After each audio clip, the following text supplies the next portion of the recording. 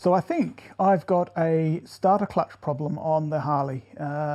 Basically, I'm a car guy mainly, and when I hear the noise that I'm hearing from the starter, I think problems with the starter. Apparently, a lot of people think it might be the compensator down here in the primary down here, but I think it's the starter that's just in here, to the point where I've actually ordered the starter clutch from Allballz Racing and also a solenoid electrical repair kit for the contactors, because I've been watching a lot of YouTube videos on what goes on in here with regards to the starter motor. So what I'm going to do, it's cold right now, excuse the dirt on the bike. I get caught in the rain all the time on this bike, and it was raining yesterday. I just haven't bothered to clean it. So what I'm going to do is I'm going to start it up. It's cold start right now, and I'm hoping it'll make the noise. I hope it doesn't. I've just replaced the spark plugs gapped correctly, etc. So new spark plugs in after 24,000 kilometers. So we'll see. Now let's see if we can get down close.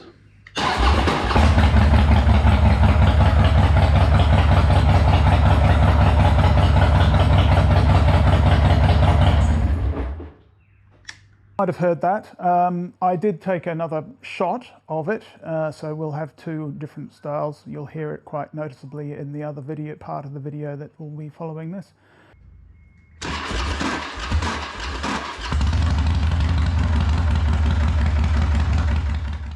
So the plan of attack is on the 2013 Dyna Superglide. You've got to take the battery out, obviously, to get a bit more room, but also underneath this little cover right here is the ABS.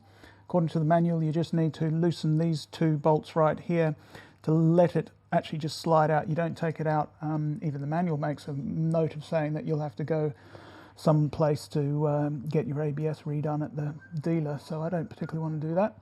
The only negative, of course, is the fact that this top bolt is not stripped, it's just super, well, it actually is stripped, so I've got to do something about that.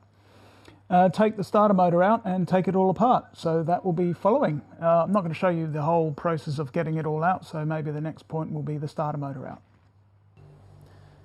Thought to pick it up as I was an hour in. Why it's taken so long is I had to go into town to get one of these Ball Imperial hex keys, because I've only got metrics, because of course we're in Australia. I really wanted a long one that goes down to about where my thumb is, followed by a socket. However, they don't stock that in Australia, and I needed it today, so it's going to be one of these. And it took an absolute age to get in there and so forth. Also managed to get rid of these stripped bolts here to move this ABS out of the way. They say not to completely take it out, but I'm looking at the distance between the starter motor and the beginning of the ABS there, and I think I'm going to need quite a bit. So I've taken them fully out. It was good. I need to take them out anyway because I don't like strip bolts in there. So in the process of getting rid of the one in the corner there, that one's an absolute bear. You can't get a socket in it because of the, I'll just point to it with the end of the hex key.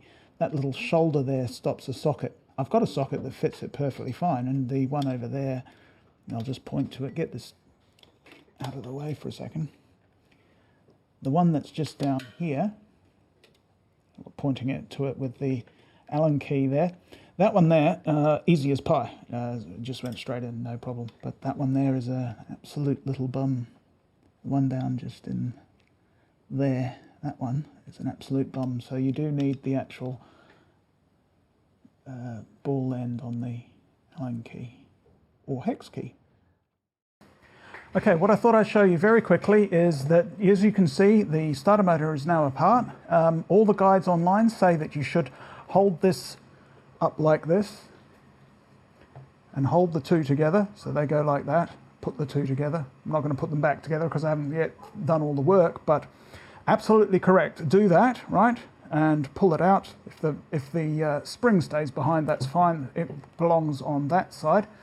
I'm going to be rebuilding the solenoid at the same time, since I've got this starter motor out anyway. Might as well do this job up here as well. So now, this is the old one. You can tell it's old because it's still got the old ball bearings in there. Seems to be running okay, but well, we'll see what the other side of the damage is. The damage down here Doesn't look too bad on the little area there, but I can't be sure there. So what's left for me to do is to clean this up, put the new the Allballz Racing starter clutch, and we'll have a look. I'll show you a difference between the two, but they're quite noticeable. And put it all together. I'm going to bolt it back together loose completely, because the solenoid can all be done from the other cap, which I'm not going to show you because there's a whole bunch of gubbins that comes out. Okay, so I've got the old one out. There's no real close idea of any... That was my Bluetooth thing. There's no real large amounts of damage, but what I can see is this engagement just up here. See if we can get into there. Sorry if it doesn't focus, but there is a quite noticeable, as if it's run off the end there, you see?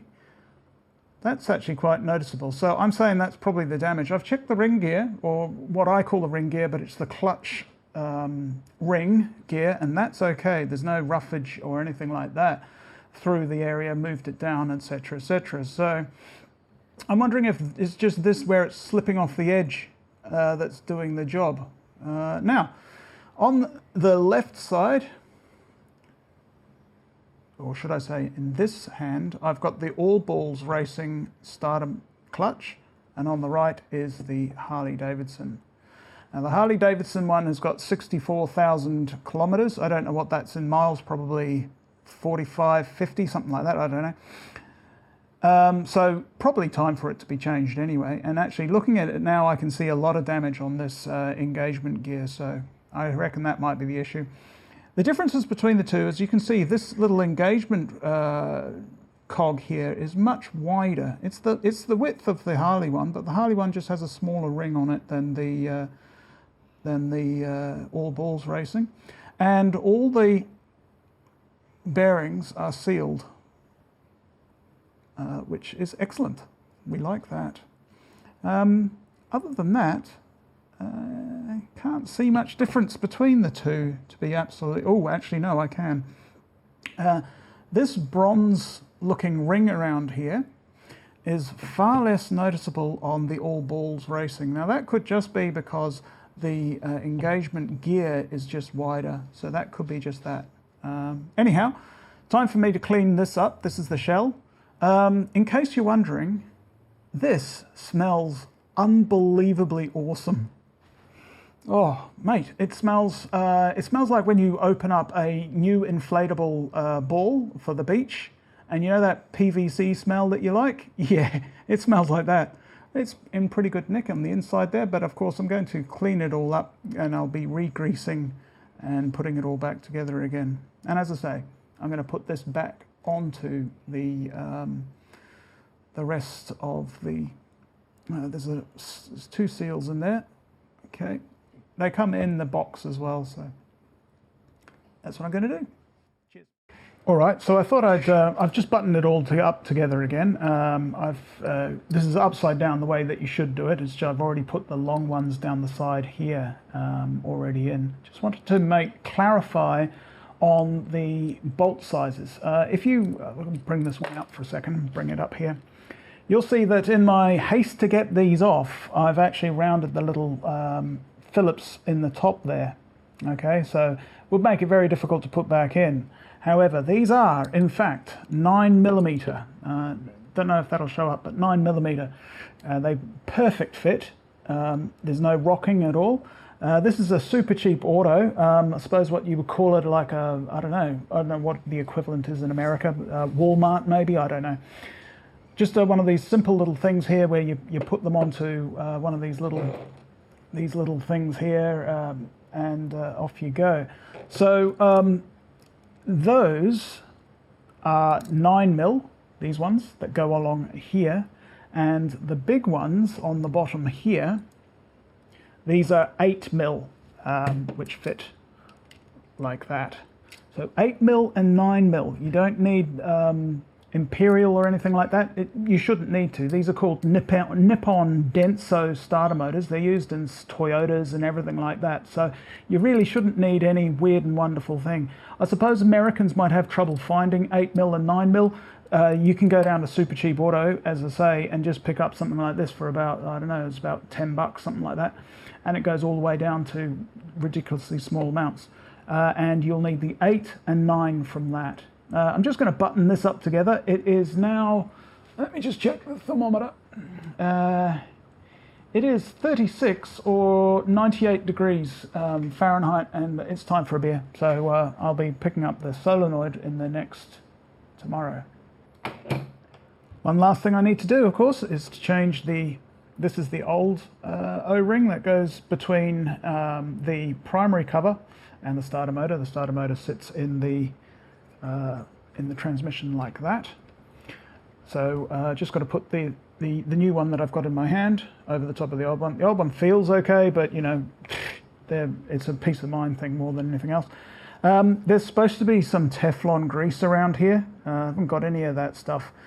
Going to see about getting some. I thought maybe I could use some. Let's have a look and see.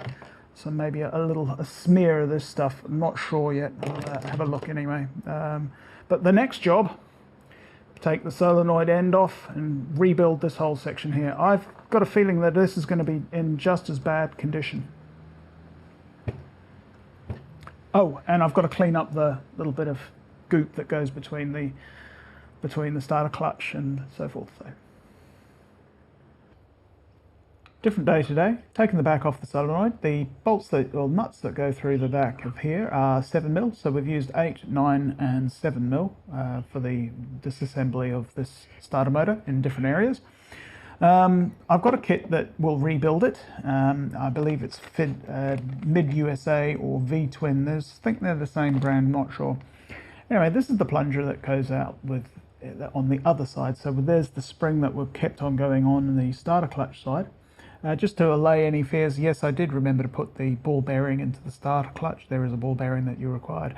Now what happens is this gets by electrical trickery, plunges down and pushes the engagement gear onto the clutch ring, and therefore starting your engine. And it's quite a cool little piece of engineering. However, there's one little small problem, and you can maybe see it there. I don't know, I'll bring this up closer to you, but the contacts are very pitted. Now what happens is this has got a lot of electricity going through it, and if it can't seat properly, it will arc from one to the other, essentially arc welding. So what we've got on the back of this, and the rebuild kit, let me put that back in. The rebuild kit comes with all of this that you see in here already. So, but on the back of this thing here, you'll see that there's a bit of pitting and scoring on the side of that, on the back, on the side that contacts the contacts that are here. Let me just point to that for a second.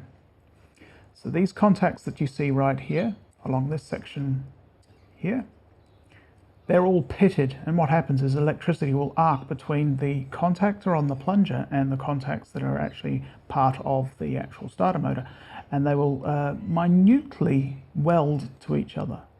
And as the wear gets worse and worse and worse, you start to get problems with starting, including the dreaded click. So what I'm going to do is I'm going to take all of this apart. The kit that I've got is from Mid USA and comes with every single thing you need, including the little paper insulator as well as the, I don't know what you call that, Bakelite maybe? I don't know, some sort of plastic fiber isolator anyway. So got to be a bit careful of these wires coming off on this side, but otherwise fairly straightforward, fairly easy to do, I hope. So there she is, she's all back together again, no problems at all. One small little issue that you might come across if you're using a rebuild kit. This is the original bolt from this side of the solenoid. So that's the side where the positive battery terminal goes onto, and this is the one that connects the solenoid to the starter clutch and vice versa. Now, if you have a look at the length of that versus the length of the original, the other side, you'll see they are very different. You'll see that, hopefully you can see that. Now the problem is that the rebuild kit comes with two of these long ones and none of the short ones. Now that wouldn't normally be a problem because you just put the big one on, and so you've got a little bit extra thread. However, this starter motor sits in the engine like that, and where my thumb is in fact quite close to, and in fact rests on, part of the engine. In fact, we'll just go over here and I'll show you where that is. That sits right on that little area right there. Now, with the pole being, with the extra thread, that's going to come right down and hit the top of this, and it's only got a rubber sheath over the top to protect it. Now, my thinking is, with the amount of vibration and heat that is taken by this engine, that will eventually wear through, giving you metal on metal with as part of your starter. Now, it's on one side of the starter, and so once the starter's up and done, it won't do it again. But I would suggest that's going to earth immediately, and that is not a good thing. So what I had to do, and what I've done in the end, is I've put it on and then have hacksawed it down to the level of the original. So if you're going to use it, I mean, personally, I think I probably could have got away with the, put that back on, could have got away with the original bolt. I don't think there's anything wrong with that bolt at all, but just a little gotcha if you're putting it together. Just beware that if you have too much thread on this, this is more like that, up looks more like that, and that there would hit the bottom of the engine, and I'm not happy with that at all. So other than that, it's ready to go. I am going to not put it in today because I've got a few things to do later on today, but also I'm going to take the opportunity to get in there and have a look at this down in here, all of this area here, and there is a ground right there that I'd like to clean up and get back together again before putting it all back into, because that's almost impossible to get to once everything is back in and buttoned up. So that's what I'm going to do with the rest of today. You don't have to see that, and we'll put it back in and we'll hope that the bike starts. Well, I had a bit of success. I've actually run her already today. Just wanted to make sure that it was all going to work. So basically, yeah, the noise, the starting noise has stopped. What I'm going to do though is I'm going to put the camera down on the other side, because I've got a nasty feeling I can actually hear a compensator rumble in the front here. So I'm going to put this bloke just down here.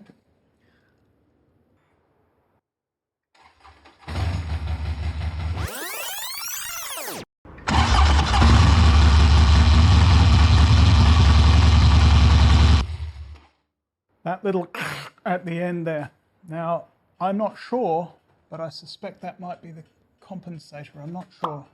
But the starting problem that we had when I first had has actually been fixed. So I'm going to button this all up. She's all done in there. You can sort of see why we need to take everything apart. Very important to do that little extra screw thread if you're using the V-twin / mid USA solenoid rebuilt. There was no room between it and the engine. So job done there. I'm going to keep an ear out for that little extra bit on the compensator. I don't particularly want to do a compensator. I know what there is involved, but I may actually pay someone else to do that. Well, as you can see, it's back off the bike again. And why might that be? Well, I will put a sound clip in just before this on what it sounded like, and it sounded like, and I'm pretty sure it was, that the starter motor was being engaged at all times. So I thought, right, I've obviously made something wrong, I've done something wrong, and basically decided I'd start all over again fresh. And that's where I found that I had misread the instructions. Let's have a look and see what they say here. They say, it basically says, steel ball must be placed into shaft. And at the bottom it says, make sure there is only one ball in shaft. Now, I've taken that as thinking that there is not a ball in this shaft from factory, or should I say from all balls. So I took the ball out of the old one that you see there, and here it is right here. I don't need to show you, you know what a ball bearing looks like. And took it from the old one and put it into the new one. Put everything back together again, greased it all up, put it into the bike, which is sitting over there, but still looking very forlorn for itself. tried to start it, and it started really well. It meshed beautifully, but it was constantly running, and that is because with two balls in this hole, it's not going to focus very well, but inside with two balls in there, of course this plunger, I get the old one, this plunger here goes down through essentially goes down through there. With two balls in there, it's going to be pushing the starter ring out by the length, or should I say the diameter of the second ball. So I'm going to wear that one as my fault for not reading this one, because it says make sure there is only one ball in shaft, and it's underlined and it's in bold. So that's on me, I'm an idiot. So tomorrow, hopefully it won't be as hot as it was today, I get to put all of this back together again. But the great news is I'm not going to be up for 848 Australian dollars for a new one from Harley, because that was where I was going to go to next. So put it all back together. I have to say, with having taken it apart and put it back together again and taken it apart again, etc., getting really, really good at taking this whole thing apart. Which gets me thinking, if it all goes to plan, it's very easy for me to get in there and change the exhausts out from the stock up to here, which is a Vance and Hines slip-on from that point on, to something a little bit more freedom exhaust-like. Anyway, let's get the bike started first. That little ball was the reason why I had to take it all apart again. I put two in, my fault. Instructions were a bit iffy, but basically they do say to put just one ball in. I didn't check to see that there was one already in the Allballz starter clutch. I did take that ball out from the Allballz starter clutch, and it is slightly smaller, so I left the smaller one from the Allballz starter clutch in the Allballz starter clutch. Makes sense to me, I suspect. Okay, so I've buttoned it all up. I've actually started it today. I'm not stupid. I've made sure it does work. So this is what she sounds like now. And the cracking noise that we heard at startup has gone.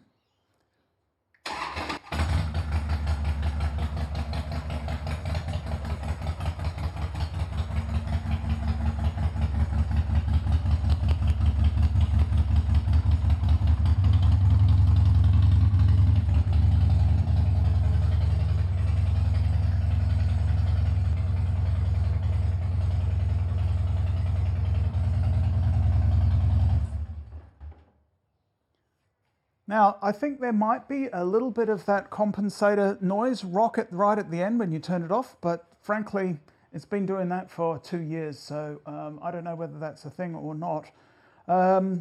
If and probably when I decide to put some cams in, I may very well look at putting in a different compensator. There's a mob called Dark Horse who make Mad Dog, and I've had a real look through all the tech, and it looks like a good piece of kit. So I probably would do the other side as well as this side. Of course, probably change the clutch, and why not, while we're there, we'll put some new exhausts on. However, she's fixed. She starts on the button, and I'm very, very happy. Finally.